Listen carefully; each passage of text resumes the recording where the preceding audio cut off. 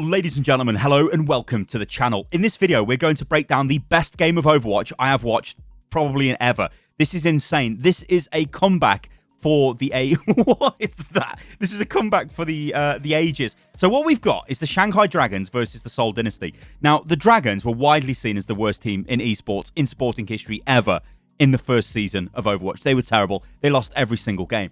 So for the second season, they basically got rid of the team, got a new team, and then they've been working on upgrading that team ever since. And this is the team we're seeing now, which is considered to be one of the best teams in the entire world right now. So they've really changed this around, which is some awesome stuff. But not only that, we've got the Seoul Dynasty, who are playing extremely well. But get this, guys, in this series, it is 3-all. 3 to Dynasty, 3 to the Dragons. Now, it was 0-3, but, well, the Dynasty were 3 up, and Dragons had no map wins. You only need to win 4, and you win the series, and this is the final of the May Melee for the Asia-Pacific region, and you win. And it's awesome. And by the way, this is the best way Overwatch esports should always be in tournaments, because every game matters. Games don't really matter in the league format. Like, no one cares about Boston against Vancouver, for example. It's just a boring crap game. They want to watch knockout games, right? Where there's a chance for upsets to happen, and Winston's neck's broke. Oh dear. Anyway, like I was saying, this is it's just a huge, it's an awesome game. But one thing I do want to get into before we start the video is the storylines here, the narrative, because there's so much stuff going on. If you're a Spitfire fan like me, there is loads going on. So to begin with, Dragons have got J Fuel, who used to be the Spitfire, or one of the Spitfire coaches, who won the Overwatch League, right? But not only that, Dynasty have got Chang, who was also one of the Spitfire coaches that won the Overwatch League. So they work together, so there's rivalry there, which is awesome. You have also got Fletter, who used to be part of the Seoul Dynasty. Now he's playing against them. And by the way, there could have been a world where Fletter was playing with Profit on Spitfire. And that, ladies and gentlemen, is a world I would have been part of, but probably due to some sort of contractual shenanigans. I can't talk about that. Anyway, let's move on. So, yeah, let's go into... let's just play this, right? Let's just play it. Because when you look at the Dynasty team, you've got Gesture, you've got Bedosin, you've got Profit. They're ex-Spitfire players as well. So there's so much rivalry going on here. It is just insane to see. And those players are awesome. Profit, probably one of the best DPS players there is. Gesture, a fantastic main tank. And Bedosin is like the heart. He's the life and soul of a team, Bedosin is. He's such a great guy. Anyway, awesome players. Right. So as this plays through, you guys will no doubt notice the team comps that the enemy have got. That both teams have got. So Shanghai running a dive, effectively. And Seoul are running a double shield comp with Orisa and Sigma and Torb. Now, there's a couple of things going on here. There's a lot of differences. For a start, the team comps are totally different, which is peak Overwatch, and that is the sort of beautiful, awesome Overwatch we want to see. Now, I want you guys to sort of notice what's happening to the left of the screen here with Fletter and Profit. They are the flankers for each team, and they're poking away, trying to get as much damage as they can, trying to look for an opening pick. And we're about to see an opening pick, if memory serves, which I believe comes from Fletter. So Fletter takes out the turret, which is always going to be something he's going to focus on. And by the way, Torb's actually pretty good in this comp, because it's annoying for... I think we're about to see the kill, yeah. Torb's pretty good in this comp, because it's annoying for the Echo to deal with. And it's pretty good against Sombra as well, to be fair. So it's not a bad pick, the Torb isn't, by the Dynasty. Also, it's really strong against Winston and any kind of, like, and D.Va. If you dive onto Torb, he's not going to die. He's going to pop Molten Core, whatever, no, Overload, and then he's just going to absolutely delete you as you're on top of him. So yeah, the main differences here are, well, the main differences are all across the board, but I really want to focus on the DPS. Maybe the supports to some extent, I guess we can say. Because we've got the Ana in place for Dragons. That's just basically to heal everything Dragons have got. They've got a lot of dive. They've got a lot of stuff which is going in. There's a lot of great line of sight here on the first point of Junkertown. So Ana just works better than the Batiste one. I mean, Batiste is great because Batiste can use his Immortality Field. In this comp, is going to obviously help Gesture, Bedosin. They're all going to be together on the payload. So, yeah, and obviously help Fitz as well. So it's pretty strong in that regard. But we then start looking at the DPS, right? And we notice we've got Profit on Tracer. Again, look, targeting that turret. That's great. Awesome sleep there onto Gesture. So he's in a pretty dodgy position there. But what we're looking at here is win conditions. And this is something I really want to highlight. And I'm pretty sure we're about to see a pretty juicy EMP. We might actually see I can't remember if Nano gets used as well. But what I want to focus on in this video clip is the way the pros cycle through their ultimates, right?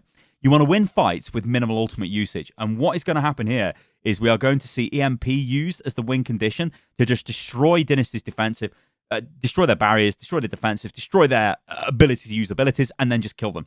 I think we might see a nano boost go in as well.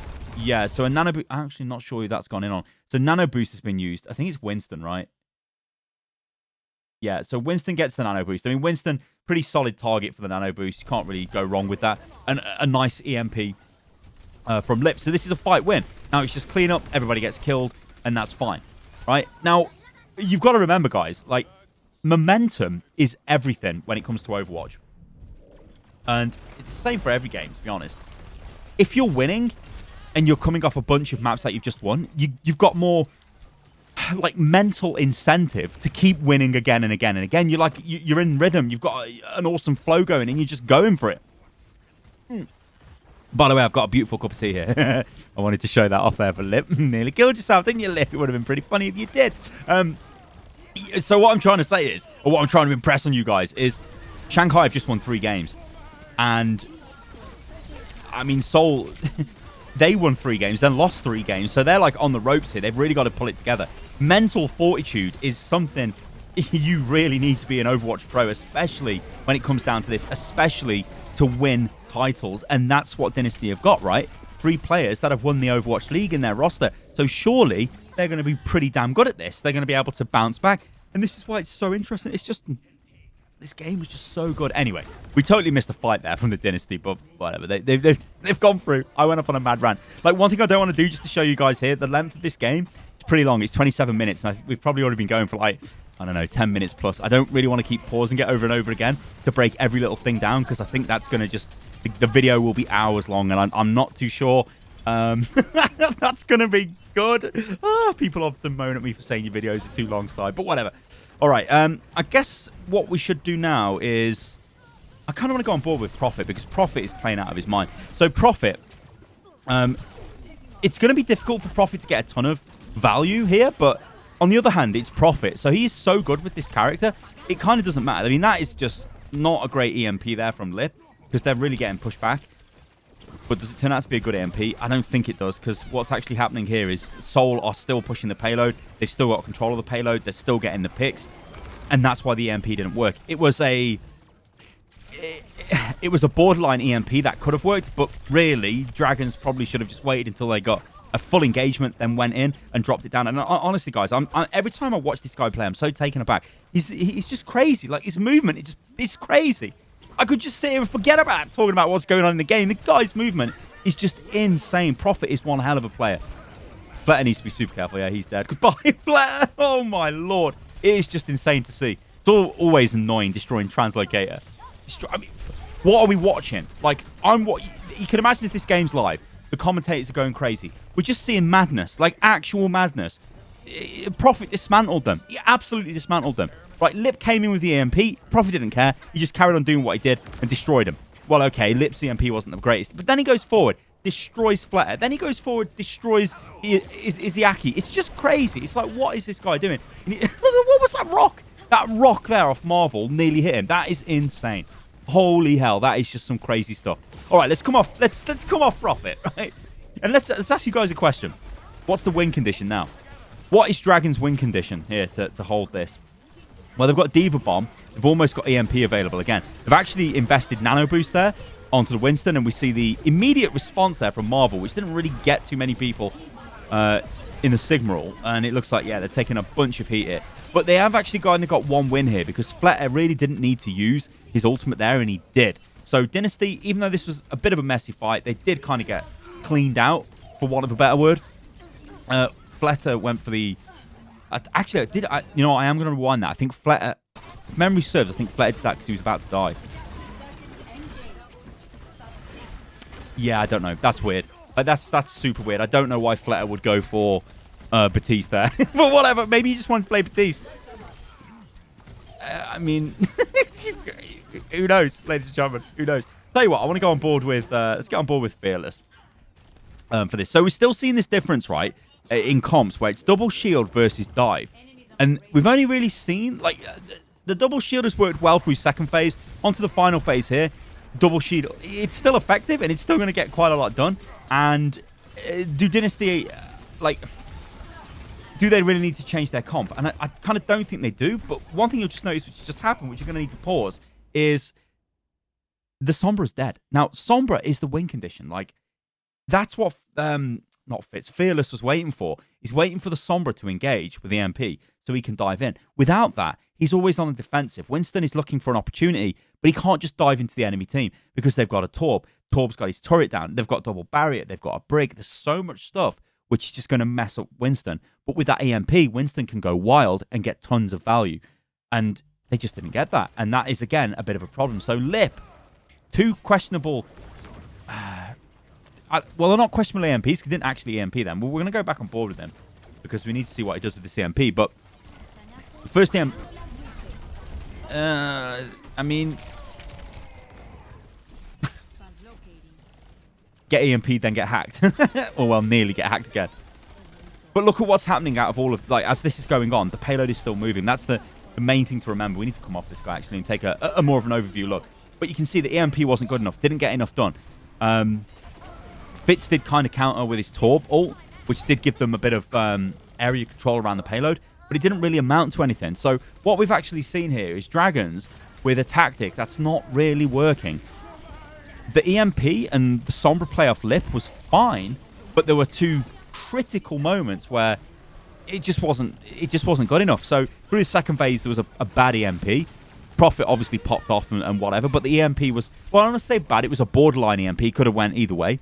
Let's say 50-50. But then we seen him get killed before he could even use it to set up and engage, which obviously is a massive problem because that allowed Dynasty to get control of the payload, and then they pushed it forward, and then when the EMP did come through, it wasn't actually good enough to stop any of the play. You see Torb's ult goes in again. This is just, we're basically just in a brawl phase here, right? Fearless was forced to swap to Reinhardt because you can't come out on Winston here. He didn't have his ultimate anywhere near close and all of that stuff. So that's the first phase going through there, right? So we're seeing two completely different play styles going against each other, and we're seeing players absolutely pop off. Now, I implore you guys to go and watch this video. Watch the entire series back. I'll link to it in the video description below on the Overwatch League channel because it's crazy, right? I mean, it's just absolutely crazy. And also, it goes to show like how difficult it is to... I mean, obviously, I can do this, right? I can pause and I can do whatever, but I don't want to make the video like super duper long, but it shows you how difficult it is to capture a game of Overwatch when it's happening live. The observers do a pretty good job of that. If you guys watch the Apex tournament from Runaway and Lunatic High the other weekend, I can't really say that because I don't know when you guys are watching this video, but that show match, they're just insane. Those guys are insane, but the Overwatch League guys are decent as well. But yeah, you get like a newfound sort of appreciation for just how they can capture a game happening live. So much stuff goes on. Like, it's difficult for me to do that unless I want to make a video clip like insanely long. But I really just want to get this game out there and show you guys. All right, so take a look at the team comps again. So Fitz is now on the Widow. Badosin is on the Zen. Everything else is basically the same. So they're not going for a dive-based defense. Take a look at Dragons. Dragons have now got the Orisa, but then they've got the Widow, the Diva. So they're not going for double shield. And you'll see Fletter, Fletter goes on to the May, which is beautiful.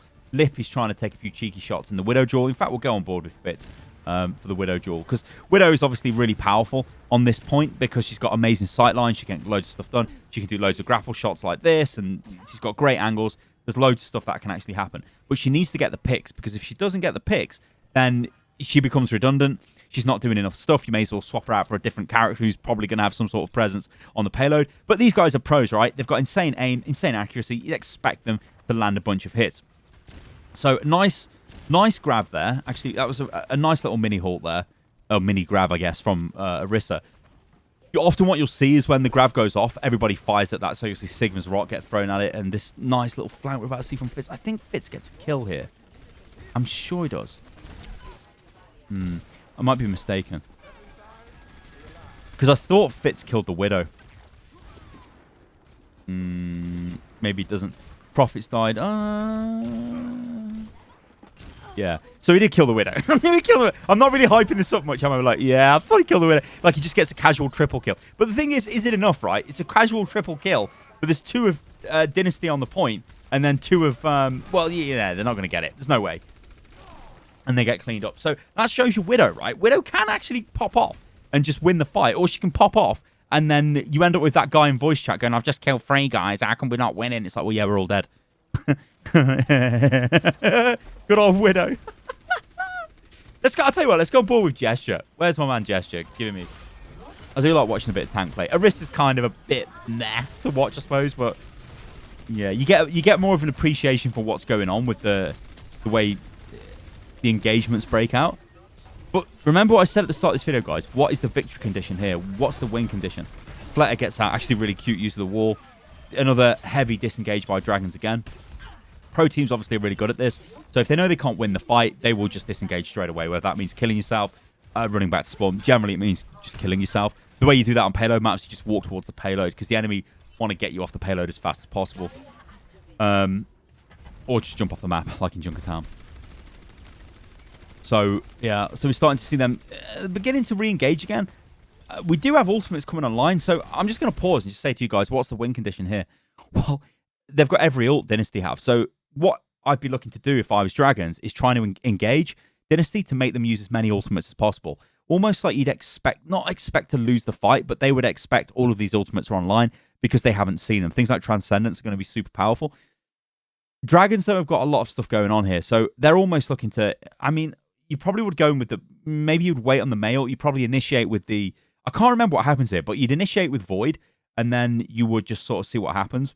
And if they start using their Sigma ult on us, if we're Dragons, then we're going to use our Transcendence, which hopefully should be up in time. So it's going to be interesting to see this, right? Because this is basically a mirror comp with the exception of the Tracer and the May. And in this fight, the May should have, theoretically, more value, right? Because she's got more point control and she can get in there with a devastating ultimate. So we see both BAP ults get used. Okay, let's pause it. So both BAP ults get used there.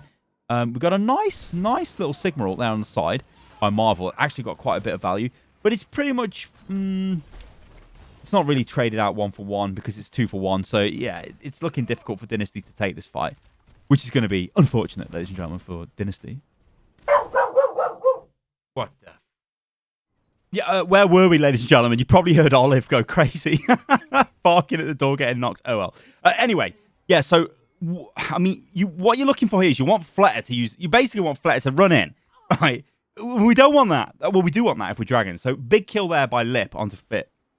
Let's go back to normal speed. Obviously, a pretty good Widow ultimate. Nice wall there. So, it's just...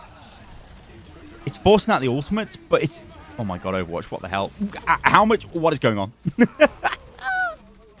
Oh my god, it's so crazy. This is a fight win, though, for Dragons, obviously. So, a couple of things happened there, which were really good. So, the initial pick by Lip onto Fitz was super strong, because when Fitz is dead, it means Lip can use the Infrasight, and then everyone's got wall hack, and that's obviously massive, because the counter to wall hack is your Widow using her wall hack, so everybody's got wall hack, which is obviously beautiful. So, Lip should swap now. Yeah, because Widow's generally not that great on this phase. Going back to the EMP strat, and we're going to see Void swap back to the D.Va. And we basically, you can see what they've done here. Dragons have gone back to the same comp they were using at the start for defense, and then now they want to use this for attack. So they're looking to be aggressive dive, going into a comp which is very much double shield, very immobile. The only mobile element of it is the Tracer. So the question is this going to be enough for... Like, do Dragons have enough punch to break through this? Because this is going to be very difficult to break. Now, we see an amazing play there. The sleep onto Gesture, it's great. Like, they probably could have capitalized on that a little bit more. Great offensive grenade there from Izayaki. Pulse Bomb goes straight into Fearless and he's dead. Again, good play off Profit. You notice what Fearless did as well? He just stood there. Always do that when you get Pulse Bombed, unless you know you're inside your team and you can possibly get away. Just stand still. Don't move around like, oh no, got a Pulse Bomb, because then that's a recipe for disaster. And then Tracer suddenly, instead of getting 1 kill, gets 3 kills, and it's like, oh dear. Of course, if you had a Zarya as well, then maybe, hopefully, she would bull you and, you know, whatever. All that kind of stuff could go on. I mean, I guess Brig could have armor pack, but maybe the armor pack was down or she was out of range. Who knows, ladies and gentlemen, right? But what we're seeing is 2 distinct styles going against each other. And because these teams are playing extremely well, Dragon's considered to be basically the best team right now, up there with Philadelphia Fusion. And Shock, arguably, because Shock are always a solid team.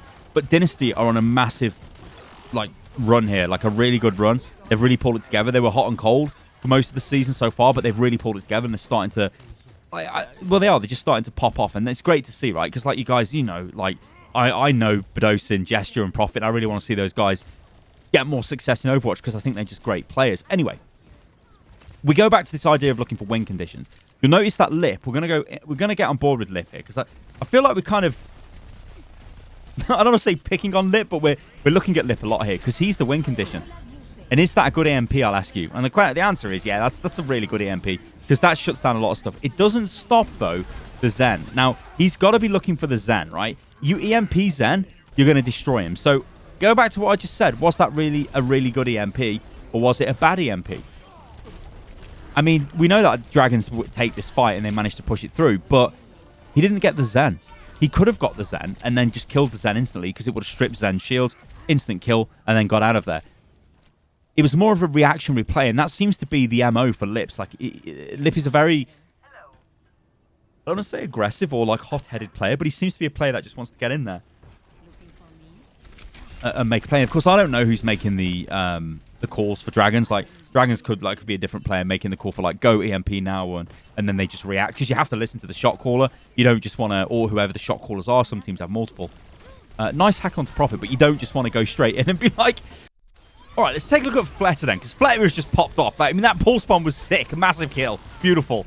And it's a total cleanup by Dragons. So, Dynasty are getting pushed really quite heavily here in the second, or in the third point. If you look at the times, though, it's really, really close. And this is why this series was just insane. It was two teams going at it who were just like, I don't want to say equal, because they're both better at different things. They both use completely different strategies to go against each other. And that's what makes this just a beautiful game, because we are seeing different team comps, different strats.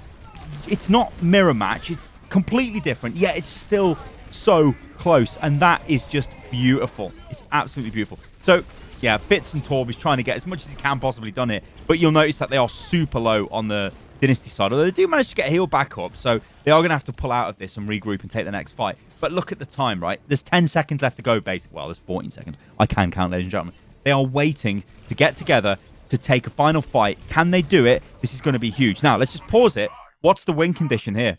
What is the win condition? All right, let's go over here and take a look at this. Right, what's the win condition, guys? Well, I mean, it's the last fight. It's dead simple what the win conditions are. You use everything you've got. You use it all, ladies and gentlemen, right? You go in, you're looking for a cheeky pick, you're looking for a good engage. Watch this. We see that? That's just beautiful. That's just absolutely beautiful. So Lip goes in, gets a cheeky touch, then instantly relocates out because he can't die. If he dies, it's all over. Look at the time. It's going into overtime. Just enough time to get in. Now it's going to be a mad brawl. We've got the nano-boosted Winston is used as the engage. This is exactly what we want to see. This is good stuff. It's beautiful stuff. Everybody's using all their ults here. Let's just sit here and bask in the glory of Overwatch when it's like, it's this crazy. Look at all the kills. Insane. I don't think Dynasty should have lost that. And they sort of did. But it doesn't matter. Because remember, this is a final, yeah? It's hype. Everyone's going crazy. It's just everyone's playing out of their minds. Crazy stuff can happen, and this is peak Overwatch. It is friggin' beautiful to see.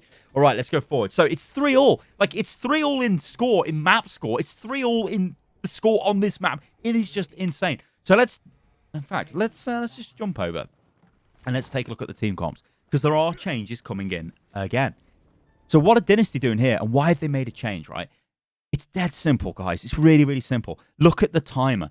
They've got a minute, Dragons, to push this. All Dynasty need to do is choke them up. This comp is completely built around choking the enemy team up. So what they're looking to do is get the May in position super close to their spawn door, use the wall. It's an extra barrier. It blocks off loads. Well, it's just a big, juicy barrier that goes down. You've got the Reaper for the close range damage. You've got the Sigma for his suck and obviously his barrier, Gesture for the barrier, all of that good stuff. You'll notice the healers have been changed. So we've got Toby, who is sitting on the Lucio. This is so you can obviously move faster. He's more durable as a support. He's got AoE healing. He's got AoE speed. It's just like there's a load of stuff he offers. And then you've got, crucially, the Moira just gives you the best AoE healing in the game by far. And then look at Dragons. What are Dragons going for? The same dive comp, right? So is this going to work? Will dive comp, will it beat this? Well, we're going to go on board. I tell you what, we'll go on board with Profit because This is the crucial component to this comp here, because they're looking to really choke them up. And let's see what they do. Watch how they engage, right? They wait for them to go on the payload. It's just beautiful. It's absolutely beautiful. Look at this, right? The wall goes in. I've lost control. Wall goes in. That's to stop them going back into spawn, yeah? So you want to trap them. But there's another thing which has happened here, which is beautiful. And that is a great kill by Marvel onto the Brig. But something else has happened. And this is just absolutely off the scale. Everybody on the Dynasty team, well, 4 players, have been hit with a bio-nade. They can't heal. That's absolutely massive. Like, that is a massive nade. Like, that is massive. If they could have followed up Dragons, it would have just been beautiful. It was a great nade. The question now is, Dynasty have won the first fight, which is exactly what this comp was set out to do. Normally, you do see this comp start here in the building, and they sort of, because you can contest the payload from here, you drop the May wall down, you just be annoying, you want to play here. But they did start from this side, and they rushed out and caught them off guard, so it's 1 fight win. Now, basically, they've only really got another fight here, Dragons, and after that, it's probably going to be goodnight Vienna. What do the Dragons do to change their comp, right? Well, they've now got an Echo. Everything else is totally the same. And what's happened? Echo is instantly killed. Instantly killed by the Moira. So this is bad. This is really, really bad for Shanghai. You can see, like, look at the map, right? Just look at what's going on here. It's just a mess, right? Void tried to push out on the left. He's taking loads of damage. Fearless takes a position. He's got Reaper ported on top of him. He needs to get the hell out of there. He's like, uh-oh, I'm out of here. Fitz is just destroyed. I mean, this is... Oh, this is... I didn't actually pick this up when I first went through this, but this is just... That's actually really... That's not... That is... Yeah, that's... He should not have died there. He really should not have... You know what? We're going to go back and watch this. He should not have died there. Because I think he's still got his... I think he's still got Wraith form, you know. Oh, Soul. I did not see this the first time around. Oh, no. Yeah, so he sees him go in. He goes across to take him out. Yeah, he does have Wraith form. Oh, my days. That was actually bad. That was actually really bad. So, yeah, as soon as you lose a player, obviously a 5v6 becomes, well, a lot easier to win. And, oh, Soul! You should not have lost that, Soul. No. Oh, no. Okay, so this is the time where you want 3 people on the payload, ladies and gentlemen, because you'll notice, right? I've said this in the past. It's like you only need 1 on the payload. You don't need 3. In overtime, you need 3 on the payload. You've got to move that payload as much as you possibly can, right? Get the payload moving. It all helps, especially in this scenario, because they've only got a minute to attack as well. They also need to be super careful as well, Dragons, because anyone gets picked off, they're dead. Fearless, do like this position, because he obviously can get out of there being Winston. Getting a load of cleave damage there, tons of ultimate charge, straight into his ulti, which is beautiful. Just wants to knock everybody all over the place. Fitz is super low. Fitz is asleep. Fitz is absolutely destroyed again. This is where it's gone mental, right? And this is where I start to lose my mind a bit with Prophet. Because Prophet has got a game-winning ultimate, which he's just thrown into the fight when they've lost 3 of their team. It's just not going to work, right? He should not be swapping off this character. He should be staying on her, waiting for the next fight. It doesn't matter if we've lost this fight, right? It really doesn't matter. Because who cares? Because we can just go again and take the next fight, and then we can shut them down. He's going to swap hero, though, I believe. And that's why that's the excuse why he chucked it. I think he swaps hero. I'm sure he does. I'm sure he gets Tracer out. Prophet, I thought you played Tracer now. Well, this makes him look even more stupid, doesn't it, ladies and gentlemen? Whoever gave him the call to do that. Because imagine now, right? You guys know overtime just persists as soon... When you're like on the final push like this, it's always overtime, right? It's not going to go away. If you've got that ultimate available now, you throw it in with a proper team engage, you're going to get a ton of value. But yeah, he didn't, which is kind of unlucky. Ooh. Let's see what goes on here. So we've got Fletter. Actually, I really like the choice for Sigma here from Fletter. I think that's going to get a load of value. The sound barrier. Fitz is like, get off Reaper, Fitz. Fitz, everybody just seen you try to, oh my God, try to use your ultimate and instantly get bashed. And then it was, yeah, no more ulti for you. Oh my days. Fitz. Fitz has had a nightmare. He's had an absolute nightmare here. This is unlucky.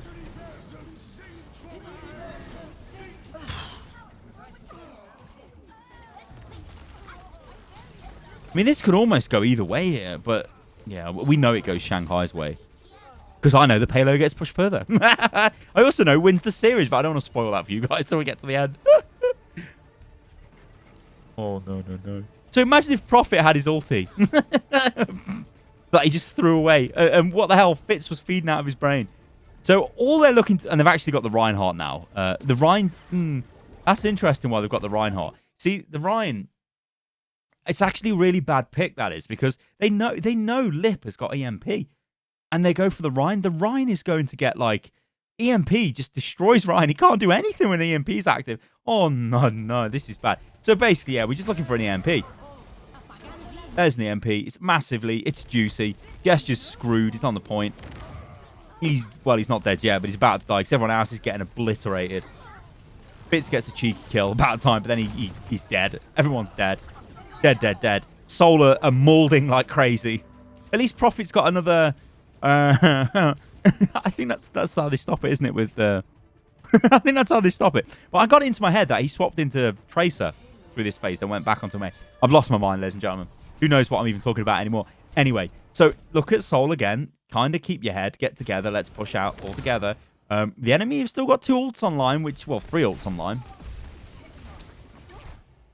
Nice wall, though, because that's kind of caught Winston. Although Winston, yeah, he should die. So, yeah, nice wall. And that's that, because we got a nice... I don't want to say it was just a May ult that won that, but it was nice May play. Nice first wall. That's a good secondary wall there, but good ultimate in between all of that. Good stuff, good play. I still don't understand why the Reinhardt was picked, really. That was a bit weird. Because Rein was always going to get rolled by EMP. Sigma was probably going to get more value. Anyway, who cares, ladies and gentlemen, right? So that is a comedy of errors from Seoul. Like, that should not have happened. They should have stopped them at the start, right outside the spawn doors, but they didn't. Now, the question is, can Seoul push it further? And remember, this game, it is... I think we're going to go on board with... You know what? I'll show you Bdosin. We haven't looked at Bdosin. I know it's a Brig, and Brig doesn't generally... It's not that flashy to watch from a gameplay point of view. But remember, like I said, guys, this match, it's the final game. It's 3-5 in this game. It's 3-all in the series. It is for the May Melee Championship. So loads of stuff is on the line, and it's just such a hype game to watch. It's gone the entire distance. It is crazy. All right, so Lip again, still playing with the Sombra. You'll notice here that they didn't go for... They really like this comp, Dragons do. This Sombra Echo dive comp. And so they're giving up a lot of space here. Now, you might ask yourself, well, why would you do this, right? Just take the fight straight away, because if we take a fight and lose, it doesn't matter. We can still regroup and take it again. And you can. And I would be of the mindset of saying, yeah, we should do that. We shouldn't let them just get free real estate and push forward. But watch what Dynasty do here. It's actually pretty funky. So they're playing chill. They're playing slow. They're looking for an opportunity. They get that pick. If they find that isolated target, then they're going to go in. There it is, right? That's what we're waiting for. So you see Fletter goes up into the air. He's going to take out the turret first, but the Fletter sort of push was almost like the... I don't want to say it was the go, but that was... You could see Shanghai got a lot more aggressive then and went in to try and find a pick. Gesture on the front line is getting super low there. Echo does manage to get back out. Fearless taking tons of damage. Void is absolutely screwed. He's off to one side. He's going to get demeched. I'm sure he gets... Actually, somehow he got out. That was actually incredible, that was. He should have got demeched there. So a little bit of a misplay there. But you'll see that Solar playing this Torb comp again. Yeah, it's fine. It's irritating. But has it really been getting tons of value? I don't know. Would they have been better placed if the Torb was just was a Widow or something like that to deal with him? Because imagine, like, the team are pushing forward here. Who's going to deal with the Widow when the Widow's in an annoying position? Like, Widow could be... Well, Widow could be anywhere. You know what I mean? Yeah, they've got the Sombra, and the Sombra could be annoying to the Widow. But I don't know. I think the Torb was maybe a... I don't know. It was an interesting pick now. At the start of the map, it was okay, but now it's like, I don't know. I think they could have done something different, but whatever. So what we're looking at here is EMP again from Lip. Look at that. That EMP, it hits Gesture, it hits Fitz, it hits Toby, it hits Bdosin. Yeah, you're dead. So this is a fight win for Shanghai Dragons through just using the EMP. You've got Prophet in the back. In fact, you can see the change, right? Prophet is on the Reaper. Should Prophet have stayed on the Tracer? Probably not, to be fair.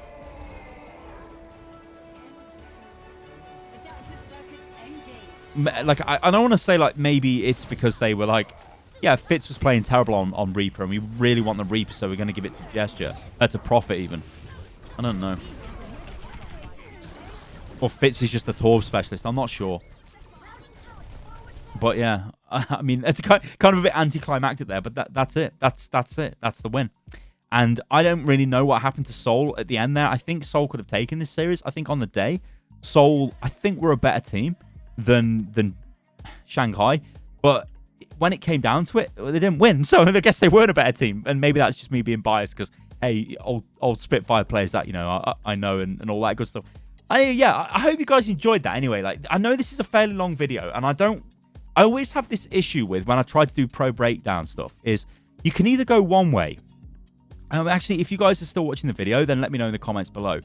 You can go super detailed, and if you go super detailed, it goes really, really long, and you're looking at absolutely every minor detail, every engagement, every fight. And I think sometimes that might be a bit too much information. So what I try to do is bounce between going in depth every now and again, and then going to more of like an overview to just sort of, I guess, pace it down, make it a bit more digestible, because so much stuff goes on in a game of Overwatch. Like, Overwatch as an esport is so complicated. It's just mental. Like, if you go and watch Valorant or you go and watch CSGO, it's so simple. I feel like I'm watching like kiddies' first esport. I mean, it's obviously not, because I mean, it takes so much mechanical skill to play those games. But from a perspective of breaking it down in videos, it's dead easy. This, though, is not. This is very difficult. Anyway, guys, I hope you enjoyed this. Go and watch this series, right? Go and stick it on your other monitor. Watch it on your phone. I don't care what you do. Watch it on your consoles. I don't care. Go and watch this series. It's just mental. It's so much hype. Casters did an awesome job as well. Brennan Sideshow were casting this, and it's just amazing stuff. Anyway, guys, I've been Stylosa, and I'll catch you lovely lot on the next one, and we'll play this. And there we go. Congratulations to Shanghai. Beautiful stuff.